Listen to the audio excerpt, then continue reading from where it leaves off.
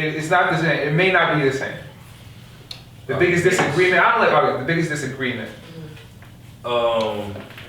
Okay, I'll say like right after we got engaged. Yeah. You know, moving forward. You know, getting engaged was a big step for us, and I'm asking for you to be my wife. You know, there's certain things that how I want you to be. Yeah.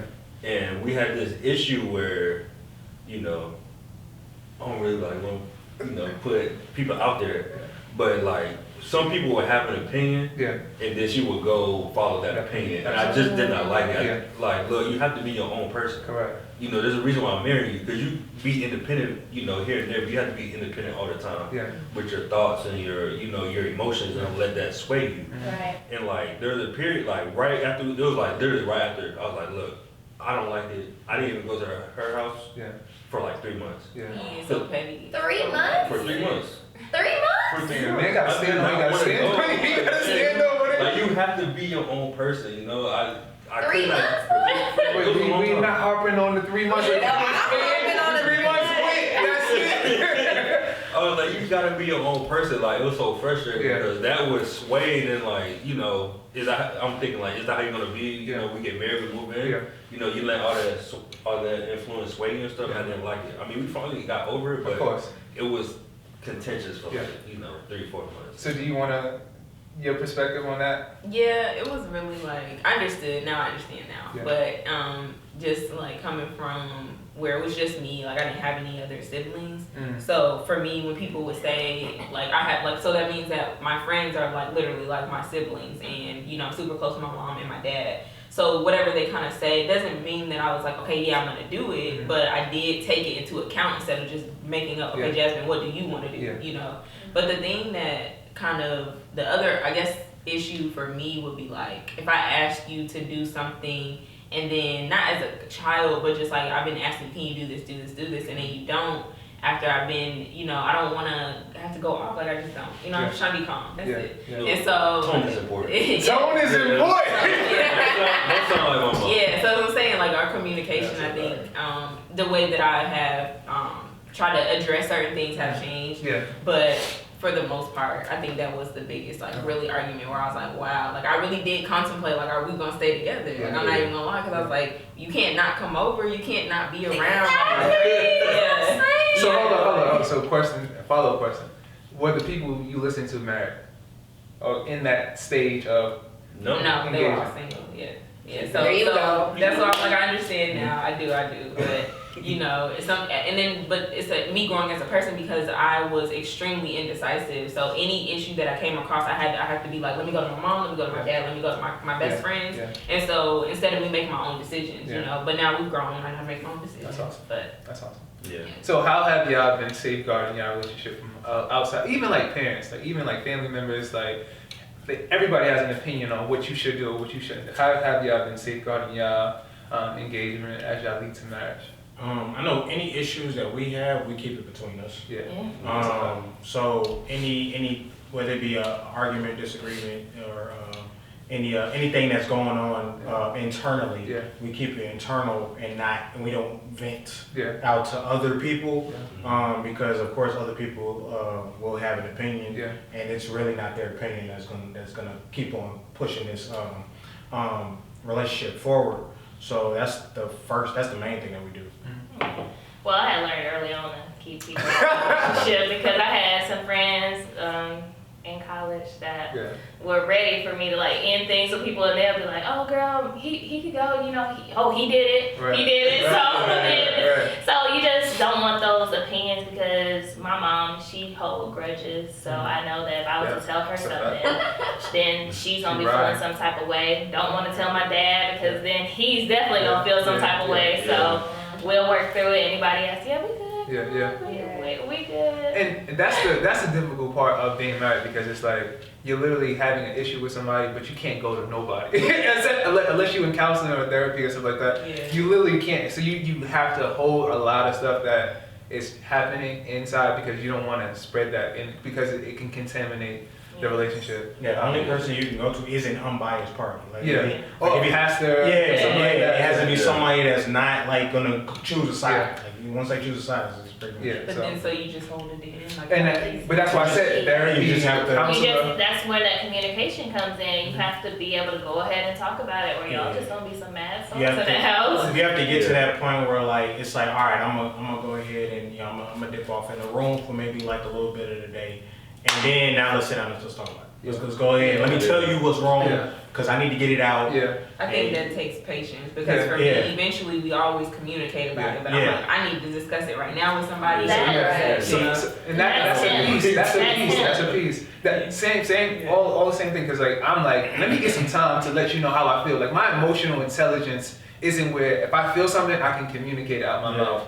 I need to sit with it, have you truly understand why I'm feeling the way I'm feeling, and that takes time. Some people like, I want to talk about it now. I'm like, that ain't me. Like I'm still trying to figure out in my head why this was a problem and how I'm gonna address it to you. If I tell you now, I'm gonna be a dickhead. I'm gonna be a jerk. I'm gonna be condescending. I'm gonna be all of those things, and you ain't gonna. It's not gonna go nowhere. So let me sit with it.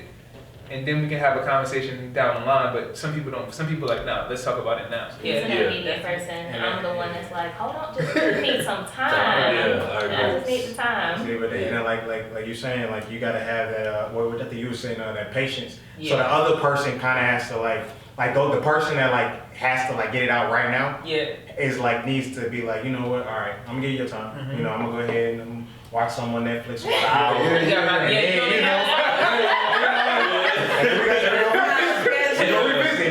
If you walk across the TV, we talk about it right now. Don't stay in another room. So yeah. But and that those two things can kind of like conflict, because like if I'm not ready to share and you're like you are that person, then now we communicating about not communicating. Now we arguing about not communicating. So it's just like giving grace and knowing who your spouse is. I guess that's the biggest piece, because I can take 3 days and still not figure out why I'm feeling the way I'm feeling. Like, so don't try to rush my process, especially if you disrespected. Like, hold up, you ain't gonna say something, you ain't gonna yell at me, and then rush me to talk to you how I feel. Like, we're not gonna. So. Now you understand. We'll sit down and we'll have a conversation. Because again, anything that I say is not gonna be how I feel. It's gonna be out of frustration and anger. So. For the gentleman, how did you approach the father in the spaces when you asked these ladies to be your wife and fiance? Did y'all have that conversation with her father? Yeah. And how was it? It was cool. We went to some bar like right behind their house. So it was we was chopping up. We already got like a cool relationship. Like her dad's real cool. Like he's funny and stuff. You know. So that's kind of like how my personality is. So. You know, we just chopped it up. He kind of already had an idea too, you know, so I think I had to talk to her mom first. Their mom had told him, so he already knew. It was like, oh, yeah, I already know. Like, all right, cool. But it was real cool. Because I think that speaks to a level of respect, especially if the dad is still there. I'm just like, yo, this is what I plan to have doing with your daughter. How was it for you? Yeah, so pretty much the same. Like she's smiling over there. Her dad is real cool. Her dad is actually like is very similar to my dad, and like it was funny because we had a talk. We was putting a playground together for our son, and like so we doing the whole unscrew. We're not reading the instructions. We just never read instructions. So we outside. We had a talk. We chopped it up, and like so when I initially got the ring. We just happened to be going over to her parents' house, and she happened to be upstairs with her mom talking. And so, like, me and her dad, we just sitting down in the den watching TV. And I was like, then I showed him the ring. I was like, I want to ask Iesha to marry me, and I just want to, come to you first, ask you a blessing or whatever. And he was like, you cool with it. He was happy. But then her mom came down and he was like, he be excited. And then she was like, she hyped it up. So I was like, okay, I feel good now. So yeah. Were you nervous? Huh? Were you nervous? I was, because I didn't know how they would feel. You know, I mean, we had only been together for 6 months, and I didn't know if they was gonna be like, I mean, you know. Yeah. So that's a whole nother question. Yeah. So I was unsure, and then at the same time I didn't know how they would feel me coming into Legends Life. So I was kind of, you know. I was anticipating, you know, like you hope for the worst just to, you know, be relieved when you get the best. So I was anticipating a negative reaction just in case. And then when I got through the reaction that I got and the blessing from her parents, I was like, I'm good. Okay. Yeah, like for me, her dad was like we was cool. Like that was like my second father. Like honestly, like he was like chilling with them. I was like, yo, you know what? I'm trying to do this, and he was like they never show it on the inside. They were like they be excited. But no, I think that speaks to the level of respect that you have for the father, especially again if he's present. So yeah, absolutely. I want to know too from you all, what sacrifices have you all made? What was she like? I mean, so it's trade-offs. Like you want something to take something away. So for men, and tell me if I'm wrong, gentlemen. Like I want to be with you, so I don't want to be with any other woman. That's a sacrifice. Like I want a family, so I don't want to be out here in these streets. Like that's like those are the sacrifices that you make, and now you got to do it with somebody else who may not always agree. Am I not? Yeah, no, I agree. Okay. It's like you let go of the freedom to do whatever you want. To be with the person that you want to spend the rest of your life with. Yeah. So now, women, tell me if I'm wrong, because I'm not. Does the ring matter, or is it the act of them proposing their life to or laying their life? There's like the size, because I know women that say the ring better be 3 months of the ring, 3 checks, and that's a large conversation. And I feel like women, and again, I'm not a woman, but I feel like women sometimes put a lot of parameters on marriage, and it kind of makes it difficult to even get into that space. Like I need to have a house, I need to have a ring, I need to have a horse and chariot, and it's just like now you're putting all these things before the relationship and the connection. Yeah. But I think too. Well, I'm gonna say for me, since I'm not married, and now I'm not married, but and y'all can correct me too if I'm wrong. But I think for me personally, I don't think the man has to have it all the way together. Some women don't think that way. No, okay, well I fall in that 1%. Okay. Yeah, no, I feel like the size. Are you saying like the size of the ring too? Size of the ring, weddings, like some people, because like y'all are bred to think about weddings and family, just how society does. Like so now it's all of these expectations now that it's before y'all actually say I do. Right. And now you got this grand old wedding, or you got this nice ass ring, but the relationship, that connection is not there. Yeah. So it doesn't matter. That's what I guess I'm. Yeah, I feel like the ring doesn't. Well, okay, I didn't want a baby ring. Like, I didn't want it to be like. Be honest, that's all. The ring matters, but it don't have to be 3 months rent. And I already have like small, tiny fingers, so like I just didn't want it to be like tiny. It does matter to me, but as far as like a house and like you said, I don't think they have to have everything together. But we just have to kind of be on the same like route and path. Like you don't necessarily have had to go to college, but say you have your own business and that's doing well for yourself. You're doing well for yourself, you know.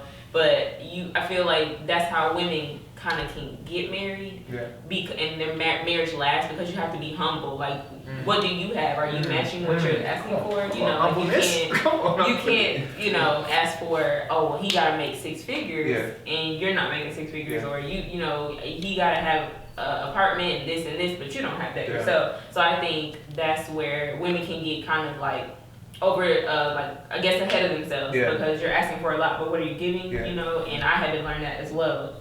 I think that's important to know where you're at and see if you can meet. But somebody might not always have what you have, but you know, y'all kind of on the same path. You want to kind of like be equally yoked in that area, you know. Equally yoked. That's a good word to say. For me personally, I was already in my career, car paid off. Come on, talk your talk. Talk your talk. I have savings. So everything that I have, you know, I'm gonna require. Yeah. So when I met him, he had his own car, he had his own place, he had his career, he's getting his master's. I already had my master's, so I'm like, oh, you know, we got something to talk about. We're here. And that, as far as ring size, no, that really didn't matter. But when it came down to the wedding, I wanted a nice wedding. It didn't need to be anything too extravagant, because I feel like sometimes people are there just for the show and not actually for the union. And if I feel like we're not going to be talking in the next 2 or 3 years, I don't want you there. If you're not, if you're not like really, oh, how are you and Khamel doing, or how's things going with you, or you're not invested in my life, I don't want you there. So how we did it was, we had a baby right before we got married. If you ain't say no gift, if you ain't communicate, you ain't say congratulations, you're not coming. Like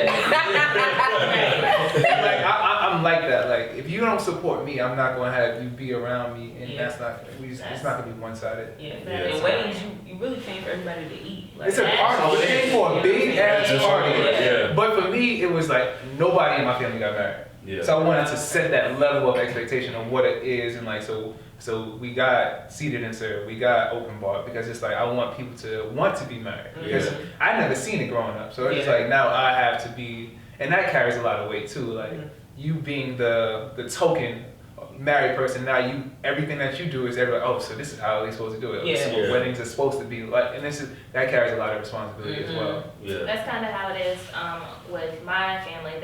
Nobody has gotten married in a long time out of my cousins. One of my cousins got married back in December, but it was during the pandemic, so a lot of family couldn't travel. So now with our wedding, all the cousins and aunts and uncles are like, oh, I better get an invite. I want this. I'm coming. I'm like, hold on, because now they're approaching my parents about invites, and I'm like, well, they don't know the list, and if you don't get an invite, you just don't get an invite. You're not. There we go. It's not talk about that. It's not mandatory. I'm not obligated to invite you just because. Exactly. And then they gonna come and not give you a gift. Not give you nothing. Gonna drink a little liquor, enjoy it, and just like, all right, I had fun. And that's what I'm afraid of, honestly, because I have a super big family, like especially on my mom's side. Like it's like hundreds. Like I'm talking about our family reunions be deep, like deep. And my mom is that type of mom where, like, whenever we have a big event, like, she inviting aunties, uncles, grand aunties, like, people that I'm like, that's like, oh my God, I remember when you were a baby. And I'm looking like, I don't even know you. So it's like, I already know, like, you know, when it comes time for me to get married, like, she's going to be extending the invite, everybody. And I'm like, I don't even know them, and I'm not even trying to pay for all these people to eat, and I ain't even talked to these people in how long. So it's like, but she gonna be like, well, if you know, they're gonna feel some type of way. She's like, it's gonna be a bad look on me. And I'm like, that's not paying for it. I'm like, look, if you want to pay for these people to come, that's fine. But I'm not paying for them. Like, I didn't invite them. If you want to do, like, you need to cough up that bread. That's kind of what we we had an issue at the beginning before she told me what type of size wedding she had. See, now I have a big family as well, but we like on my mom's side, we tight. Like all of them go to our church. Like since we moved to Georgia. Like we have like functions, like not even family, like we have family reunions, and then we have functions at my uncle's house, like just on like in April, like just random fun. So it's like we all tight, and like so this was I was like at first I was like, oh yeah, all this, and then you start looking at me. She was like, well, so I started peeping the vibe, and I was like, wait, do you want to this? And she was like, well, you know, I wasn't thinking that size, and I was like, all right, cool. So then I just cut it down to the cousins, and then my uncles and aunts, I was like, y'all understand. I'm just gonna have my cousins there, you know. So I just ended up doing it that way, which I still got a lot of cousins, but at the same time, it's like I had to realize what we was dealing with. So I, you know, so I was like, you know what, they'll understand, you know. I recently got into a heated debate with me and my wife in regards to, you know, career aspirations and things of that sort. And just to give some background, our relationship is based on like, you know, what does the Bible say? Like, and you know, for me, the man is supposed to protect, provide, and love his wife. You know, like I said, that's so he loved the church or whatever.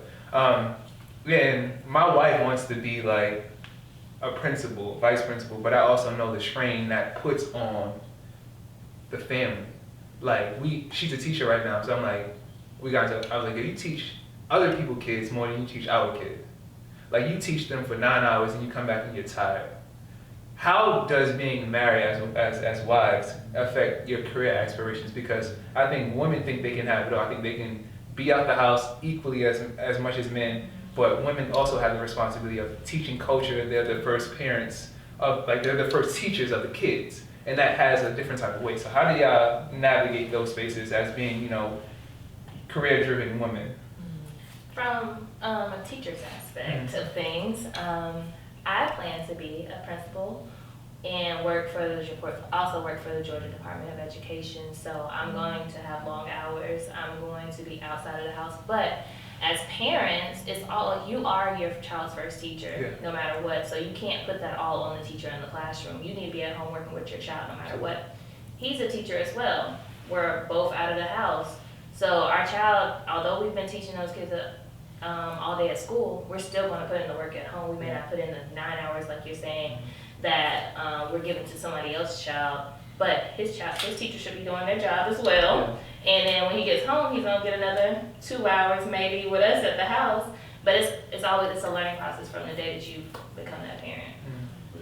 Yeah, I agree. I feel like I'm not a teacher, but as far as like, I don't work super long hours or anything like that, but I do think it's important to make sure that you instill like certain values in your kids, and that I want to be extremely close. Like I'm close with my parents, so I want to have that relationship. I want to know what's going on. I don't want to be like, what? Like, no, their name is Noah and Levi. Like, Noah and Levi did that? Like, I don't know my kids, you know. I do want to have that relationship, and I think it's very important to know what's going on from like the day starting in class to the end. Like if I can go to school, you know, just be involved, because it's like, why, you know, the kids that end up like, why did they end up that way? And it all starts at home. It all starts with the parents. Like, were they there, or did they work 12, 13 hours and only saw Tommy for 2 days, you know, out the week, or just gave him that time Saturday and Sunday versus Sunday through Sunday, you know? Right.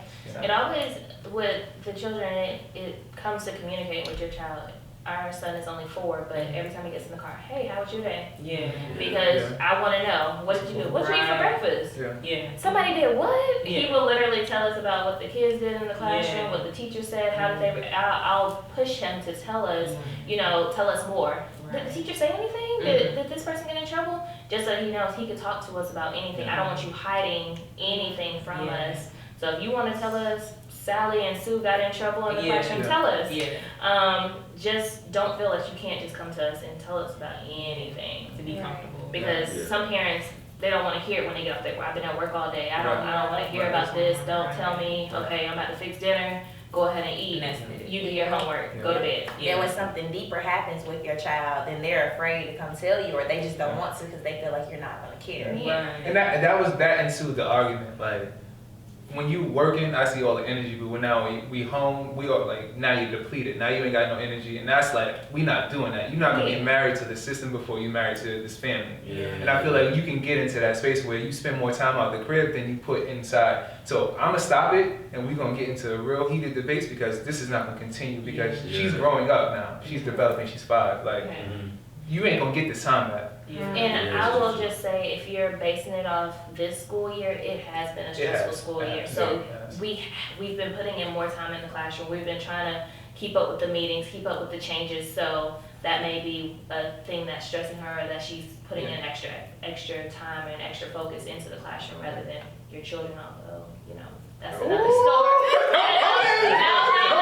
That's another story. I don't know how the dynamics work in your house, or if she's the person that's doing the teaching, or if y'all split that with your children. But you have to keep that work-life balance.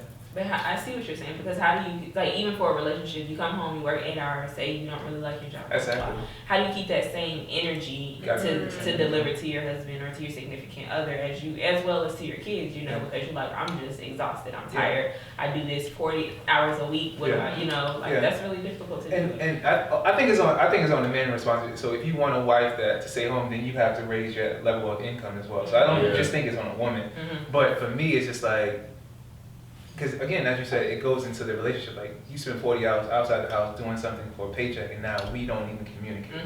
Now we're not even bothered. So now that's starting to deteriorate what we already had going on. So now that speaks to a larger issue of things, and I just wanted to touch on that. Okay, so before we end this episode, we want to play a quick little game with our couples here. So I'm going to ask a series of questions, and we're going to go based off of what your lady's response would be. So we're going to go ahead and get started. We'll give you guys about 10 seconds to answer, and then on the count of 3, we'll flip them over to see who is right and who is wrong. Everybody marker good? Everybody marker working? Yeah. I don't think your marker working, player. Okay, just make sure it's big. So we can all see it on the camera, and then you guys can flip a new page afterwards. Okay. Sound good? Okay. Question number 1. What is your lady's favorite color? Here we go. My boy right in. Big bold. Big bold. Big brr. All right. 5, 4, Go. 3, 2, 1. Flip. Purple. Okay. She said, I don't have one. What's your answer? Purple. No. Okay. Wow. Question number 2. What is your lady's favorite food?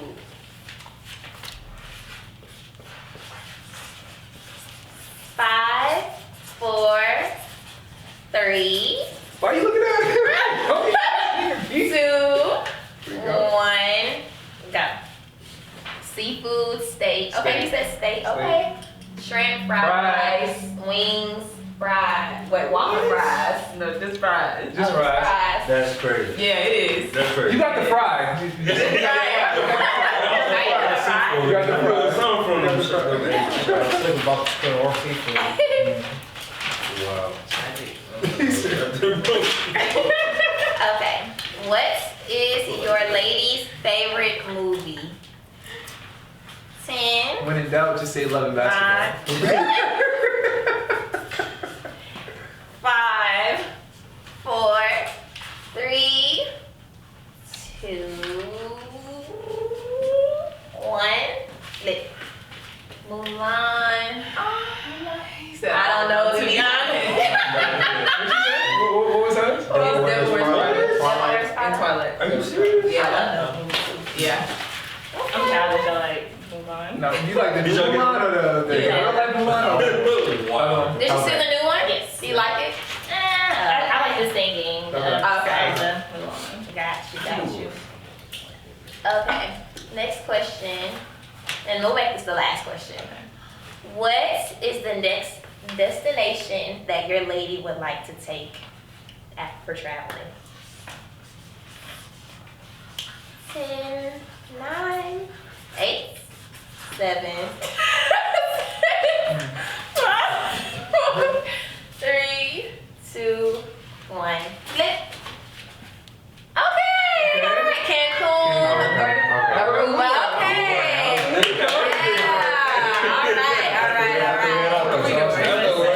That was so dope. Well, I just want to say again, thank you guys so much for tuning in to another episode of Cupid's Corner. I think this is our last episode for the season, so thank y'all. Yes. Again, follow us on all social media platforms at Miss Kupid. Also, make sure that you visit our website at www.misskupid.com. Also, like, comment below, and tell us what questions that you want to see for next season. Also, I want to thank my co-host. And I also want to shout out there. Go ahead, shout out to YouTube. Y'all can follow us on Podcast. YouTube, Instagram, our podcast, Anchor, Apple, Opinionated Reality. You know, we just give like a Black millennial perspective on different topics. It's real interesting. So subscribe, follow. That's pretty much it. That's dope. And y'all keep us updated in 104 days. Right. Congratulations again. Thank you. Yes, and thank you guys so much for tuning in. Until next season. Also, stay tuned. We have some special videos coming your way. So until then, we'll see you all next season. Bye. See ya.